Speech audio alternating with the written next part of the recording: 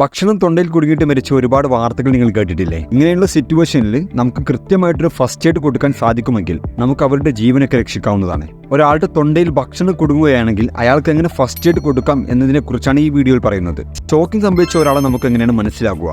സംസാരിക്കാനൊന്നും കഴിയാതെ അയാളുടെ രണ്ട് കൈയും അയാളുടെ കഴുത്തിൽ പിടിച്ചിട്ട് അയാൾ നിൽക്കുന്ന ഒരു അവസ്ഥയുണ്ട്. ഇങ്ങനെ നിൽക്കുന്നതിനാണ് ചോക്കിംഗ് സൈൻ എന്ന് പറയുന്നത്. അപ്പോൾ ഈ സൈൻ കാണിക്കുകയാണെങ്കിൽ ചോക്കിംഗ് ആണെന്ന് ഉറപ്പിക്കാം. അപ്പോൾ അയാൾ അടുത്ത് പോയിട്ട് നമ്മൾ ഭക്ഷണം കുടുങ്ങിയതാണെന്ന് ഉറപ്പിച്ചതിന് ശേഷം അയാളെ സമാധാനപ്പെടുത്തിയിട്ട് ഭക്ഷണം പുറത്തെത്തിക്കാനുള്ള ഫസ്റ്റ് എയ്ഡ് തുടങ്ങണം. ചോക്കിംഗ് സംഭവിച്ച ഒരാൾക്ക് കൊടുക്കുന്ന ഫസ്റ്റ് എയ്ഡിന്റെ പേരാണ് ഹെംലിക് മന്യൂവർ. ഭക്ഷണം തൊണ്ടയിൽ കുടുങ്ങിയ ആളുടെ ബാക്കിൽ നിന്നിട്ട് അയാളുടെ രണ്ട് കാലും അകറ്റി വെച്ചിട്ട് നമ്മുടെ ഒരു കാൽ അയാളുടെ കാലിനിടയിൽ വെക്കുക.